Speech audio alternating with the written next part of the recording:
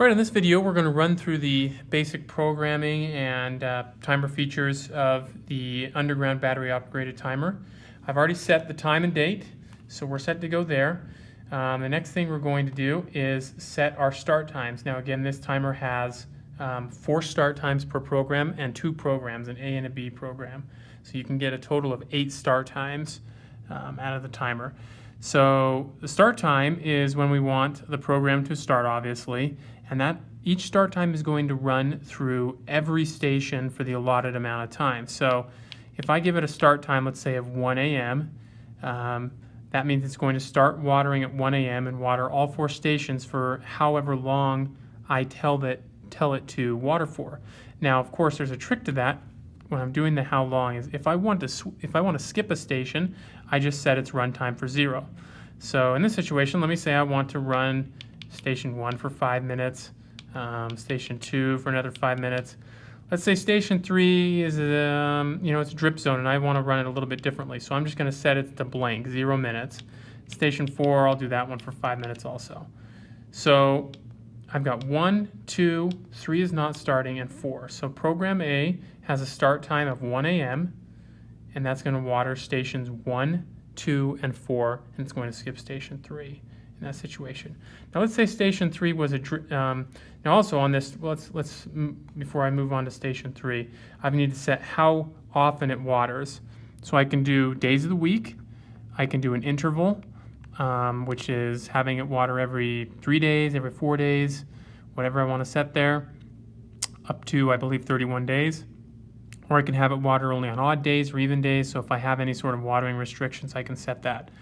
In this case, let me set it to run for an interval of every 3 days. So that's all set. Now, what about that station 3 that I'm skipping? Let me have, on program B, let me set a start time of, let's say, 2 a.m. And let's say this station 3 is a drip zone, so it needs to go every day. And so we're going to have this one run for an interval of every 1 days. I'm sorry, we need to go to program B and set that to an interval of every 1 days. And then how long we're going to set station 4. Again, I need to switch over to program B. So station 4 I'm going to leave empty, 1 I'm going to leave empty, 2, and then station 3 I'm going to set for, let's say, 20 minutes because it's a drip zone, so it needs to go for a little bit longer. So in this case, what I've got is station 3 running every single day for 20 minutes at 2 a.m. And then every third day, stations 1, 2, and 4 are going to run for 5 minutes apiece at 1 a.m. That way, none of these overlap.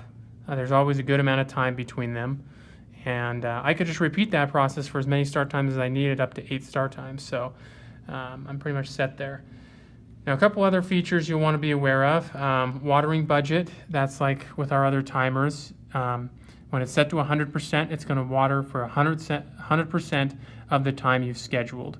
So in that case of that, those stations 1, 2, and 4, where they're set for 5 minutes, if I were to move this down to 80%, it would only water for 80% of the 5-minute total, which is 4 minutes.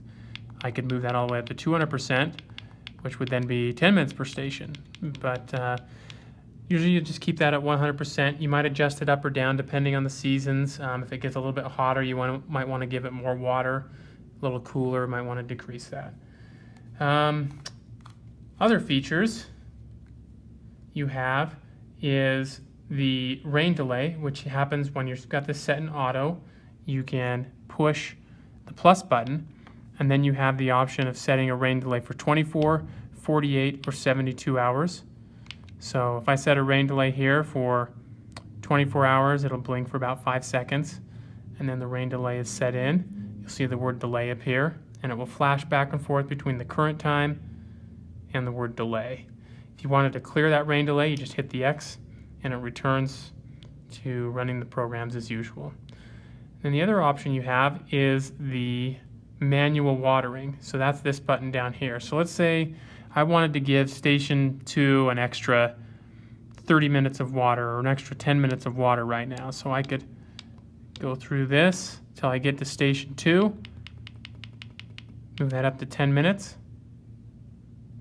Blink for about 5 seconds. Then we'll start running. So you'll see this blink back and forth between the current time and what it's currently doing. Station 2 is watering for 10 minutes. That 10 will just count down until it's finished. So that's basically the interface of this timer. Again, a lot of functionality, a lot of versatility, especially for those situations where you can't get a standard underground timer all the way out to some zones. If you have any questions, please let us know in the comments below. We'd be happy to answer those. Thanks.